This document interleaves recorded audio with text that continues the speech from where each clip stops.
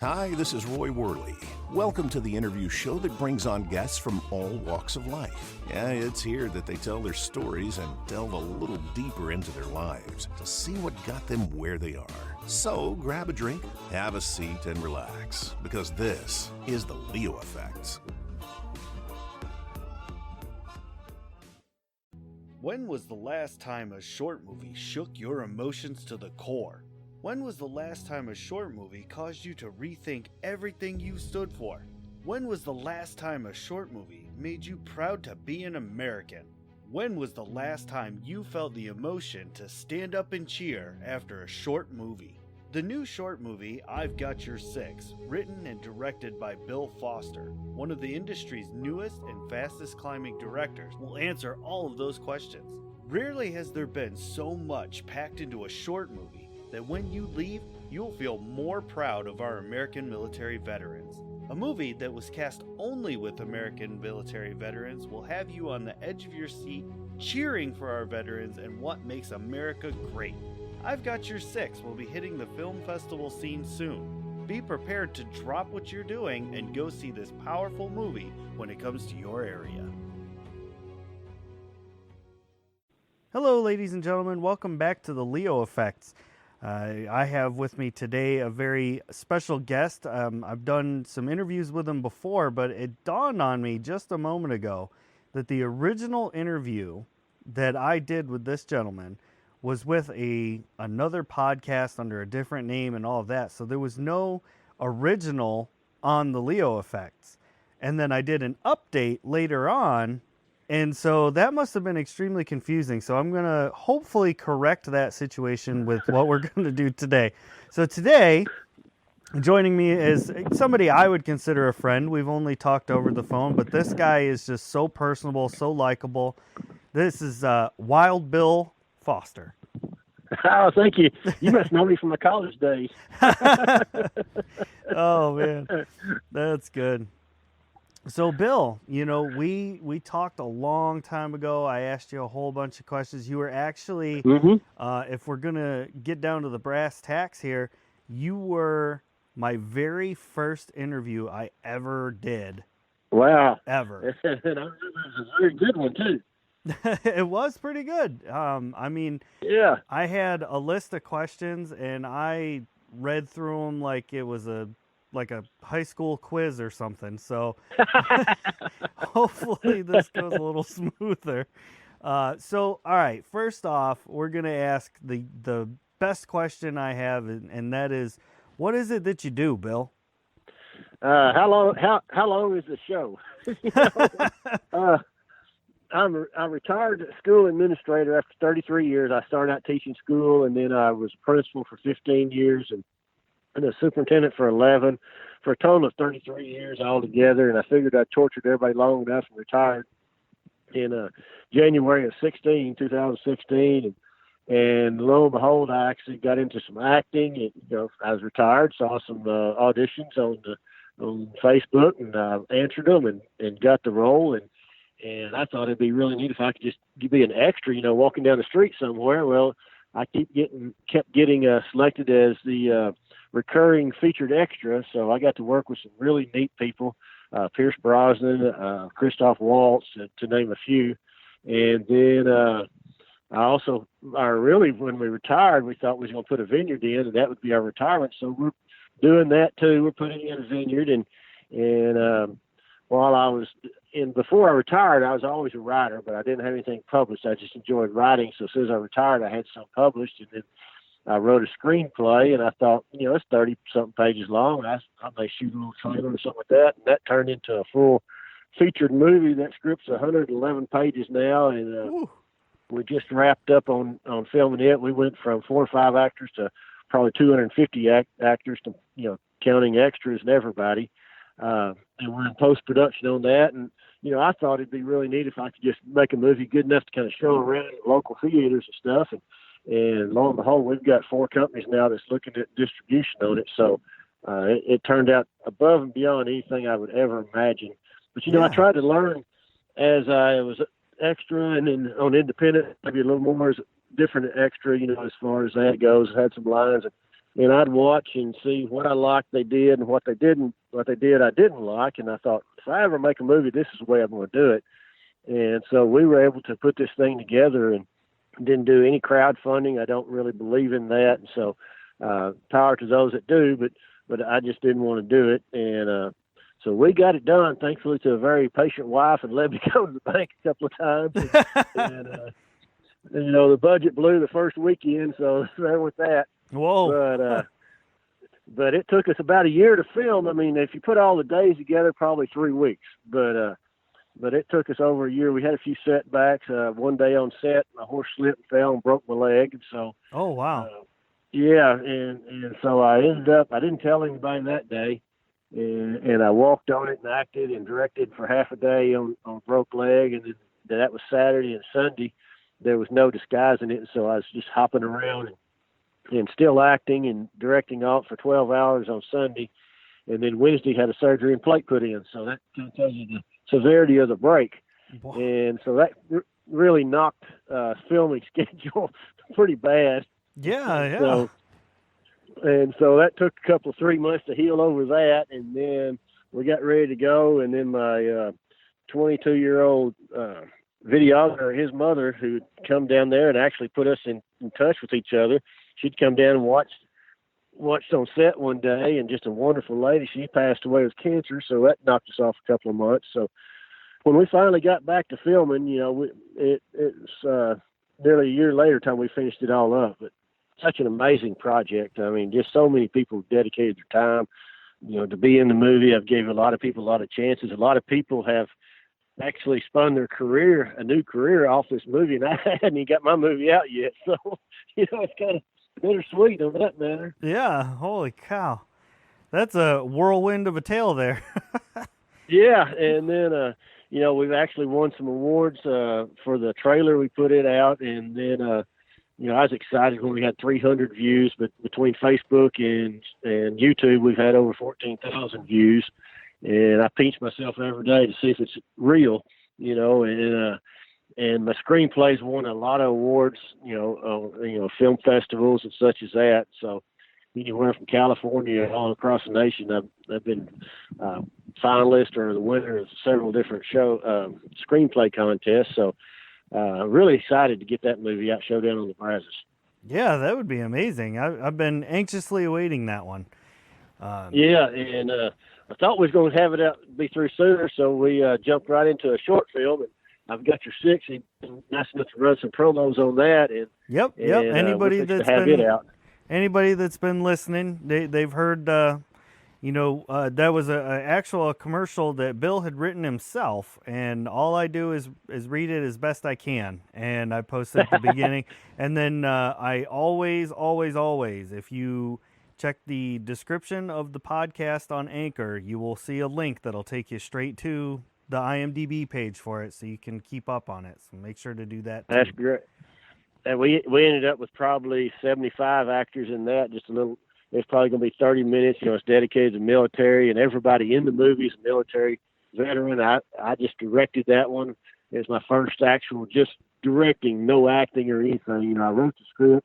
I had that script in my mind a long time, and finally just one day I was out here at the vineyard working, and I was talking to a guy, and I thought, man, that's my deputy sheriff right there. And so I went in and wrote the script and right that afternoon. And of course, it took a little polishing, but, you know, that one afternoon, I just quit working out in the vineyard, went in and wrote the script. So we got it done, and like I said, we put the twist on it where everybody's is a military veteran that's in the movie, and we had a really great turnout. So I think it's going to be a hit for a short film anyway. So we'll start entering it pretty soon in film festivals.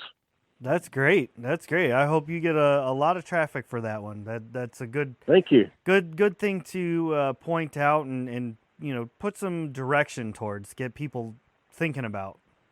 You know. Yeah, and the basis of I've got your 6, and that's military terms for I've got your back.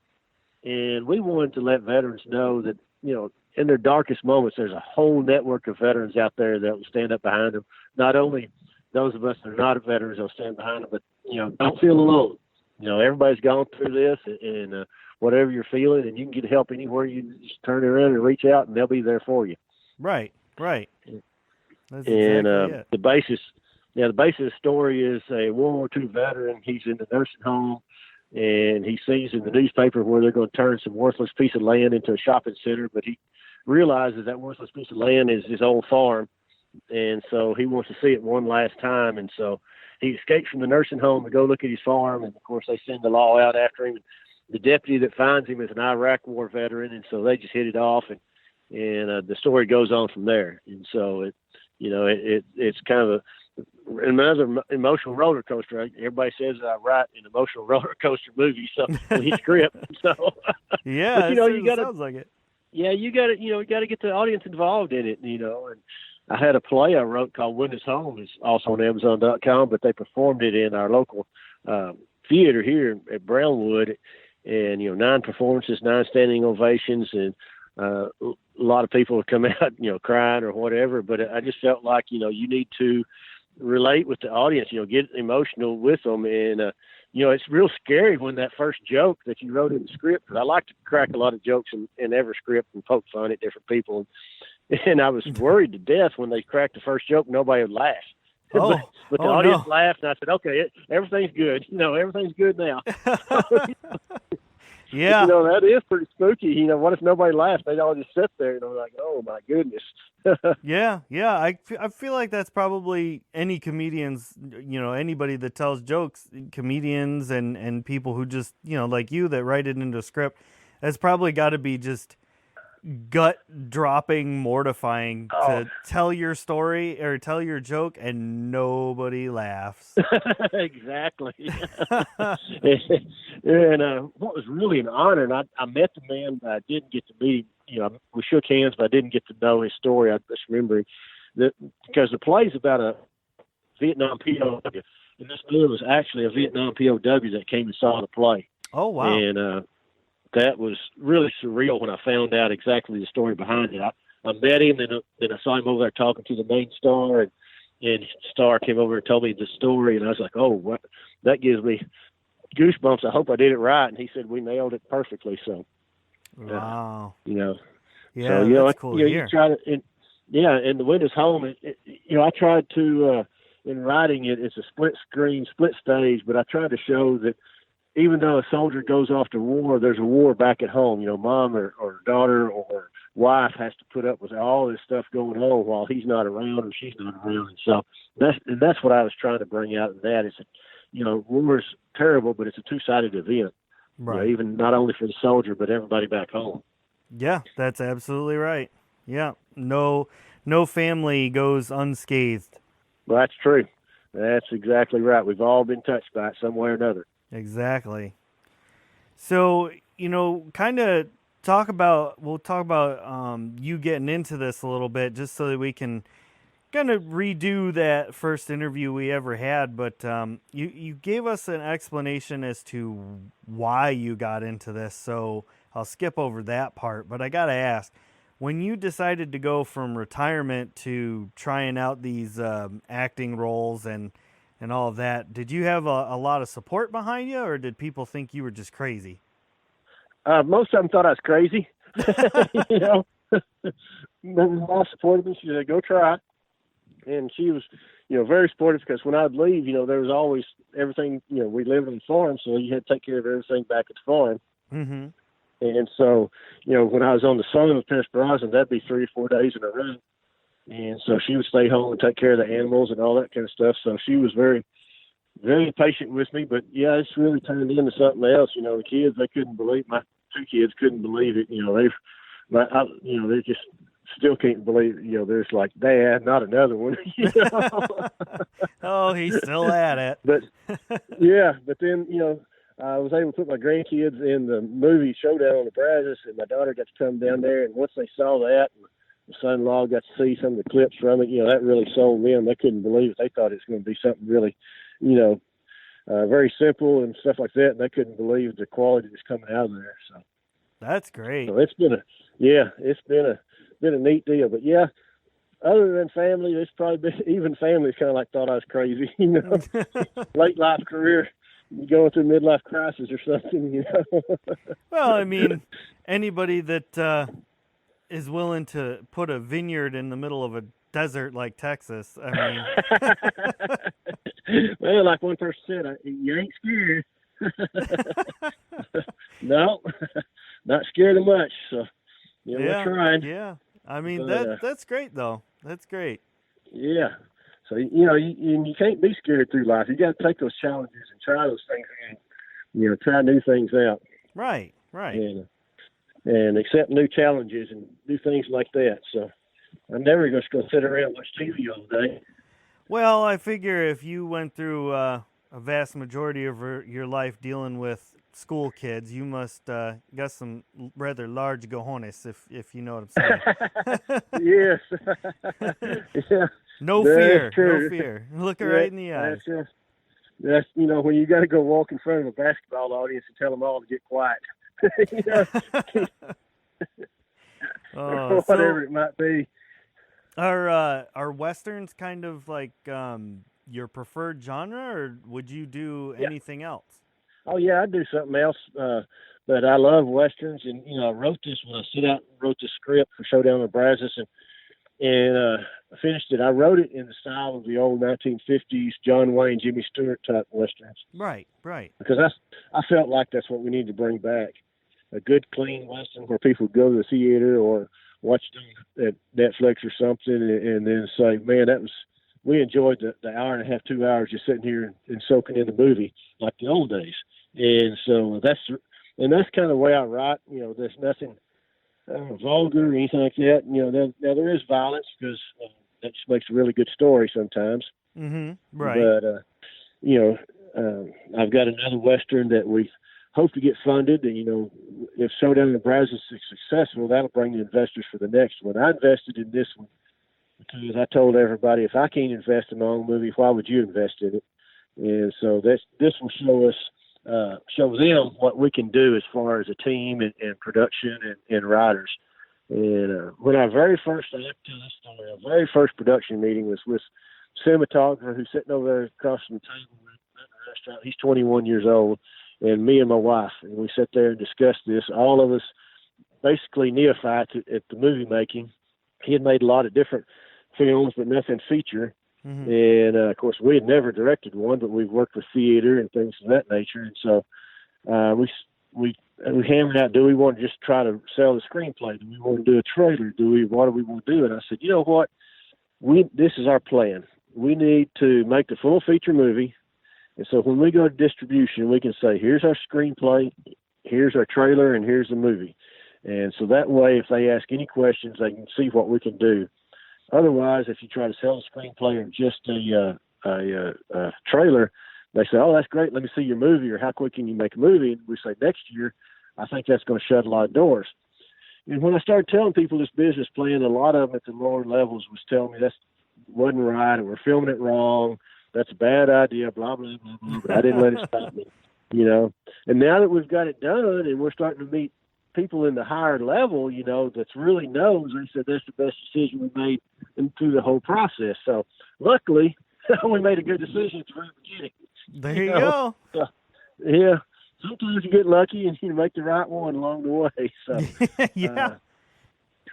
We filmed it, at a breakneck pace when we were having to rent places to film because such a low budget. Now it's not a micro budget. I heard of one here a while back where the director's holding the camera with one hand, shouting demands, and then directing traffic with the other hand. Oh my! We're way above. We're way above that one. We got a full sound crew, and we have PAs, and we feed everybody. And we tapped into the reenactors, and so they were glad to help out. So everybody pretty much has done all this for free except for getting fed. And right. There's no way to think of anything else. And, all of them combined is going to make a really great movie. Got some professional actors that actually do that on a regular basis, but they just donated their time, and because I'd met them through being an extra or on Independence, and we just got to be friends. And so, friends helping friends out. And it's just been amazing.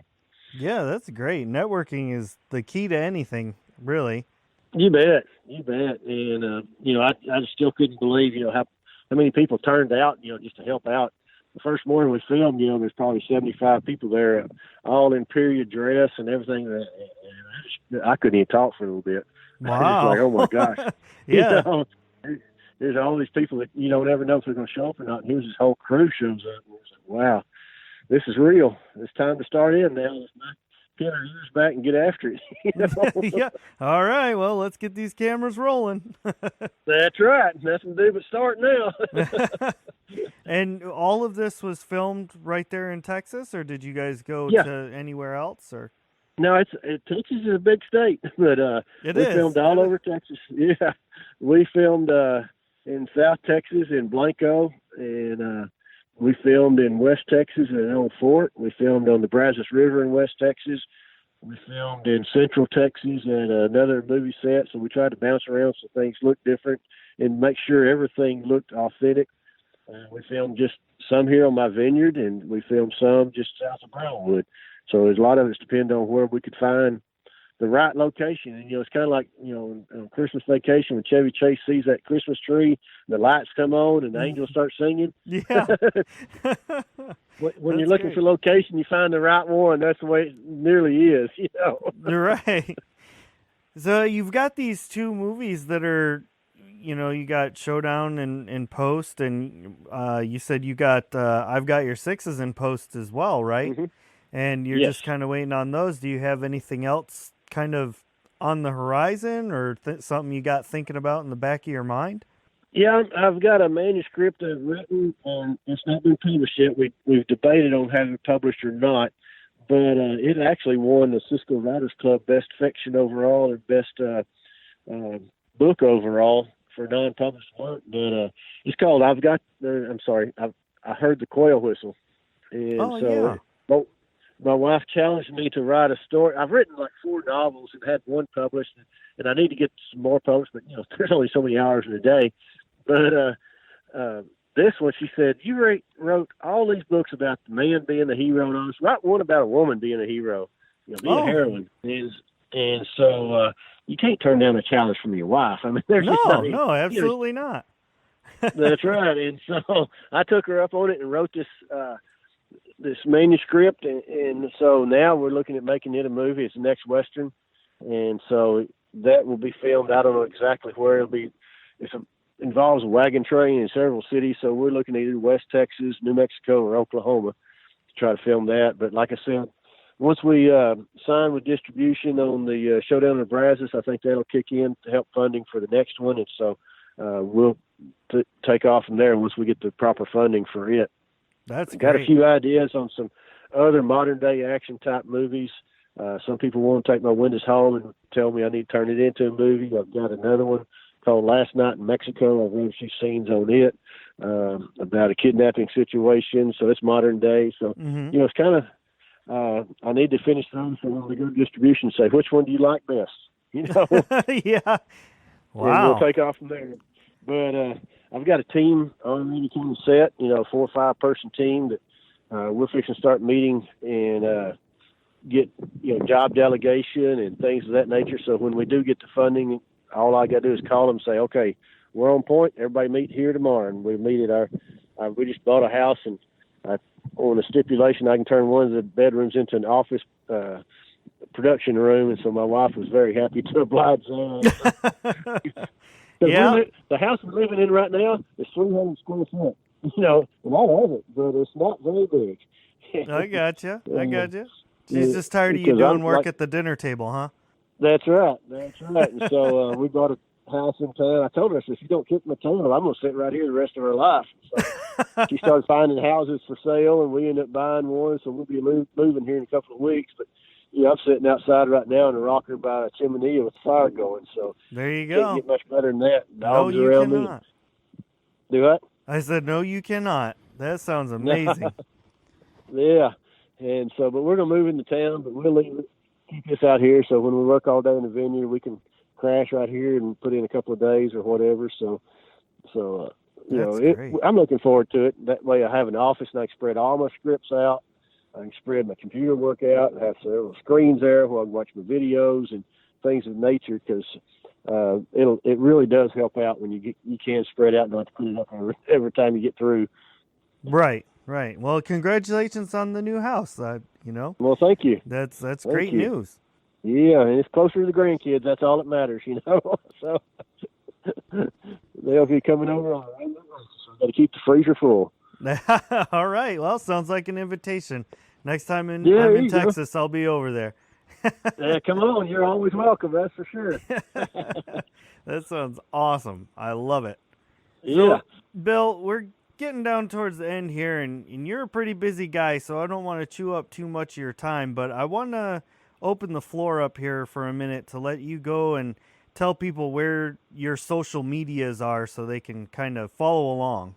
Okay. You can always go to my Facebook page, Bill Foster, or by the movie title, Showdown on the Brazos, or I've Got Your Six. You can also go on YouTube and see our trailer there, Showdown on the Brazos. You can go on the IMDb page. We've got an IMDb page for both movies, I've Got Your Six and Showdown on the Brazos, and I've got mine too. So we do have an Instagram or something like that, but I'm not in charge of that, because I don't have time. And I'm probably need to be better at social networking. In fact, when we get our budget for our new movie, I'm going to hire somebody just in charge of that. There you go. That's a good idea. Yeah, so that way we can have one person in charge of nothing but getting the word out and through social media, because that's where it is right now. So if you check any of those links there, you'll be able to keep up with us. Perfect. And I'll put all those links in the description of the podcast as well, so everybody has one-click shopping. They just click there and go for it. And that'd be awesome, man. Yeah, absolutely. I just want to say one last time, thank you so much, Bill, for being on the show, taking the time out of your day to talk to me. It's always a pleasure talking to you. Every time you're on, it's always good laughs, and even when I'm all awkward stumbling through it, you make it so easy. Thank you so much. Well, thank you for having me. Appreciate the comments. Yeah, I don't know if I can live up to them or not, but we'll try. You've never let anybody down. Well, thank you. And thank you, of course. Have a great year. Yeah, absolutely. And thank you, of course, to all the listeners who, tuned into this podcast and they're checking things out and hearing what Mr. Foster has to say. He's a really great guy. You definitely want to click the links and check out his movies that are going to be coming up. Keep an eye out for everything. So thank you again, listeners and Bill, and we will see you all next time. Thank you. Ladies and gentlemen, boys and girls, creatures of all ages, what an amazing show. Thank you for lending an ear and joining us. I'm the host, Ray Rumsey, and if you want to hear more interviews, simply head to anywhere podcasts are heard, Facebook or Twitter, and search The Leo Effects, with an A, not an E. If you'd like to hear me doing silly voices and making a general fool of myself, head over to Shattered Dungeons on YouTube, Facebook, and Twitter. We live stream every Tuesday night. More projects are in the works. For now, stay tuned for more interviews. To book yourself as a guest, you can head to theleoeffects.wixsite.com/podcast or send me an email at theleoeffects@gmail.com. Remember, this has been The Leo Effects, and great shows require great listeners, just like you. Thank you, and we'll see you next time.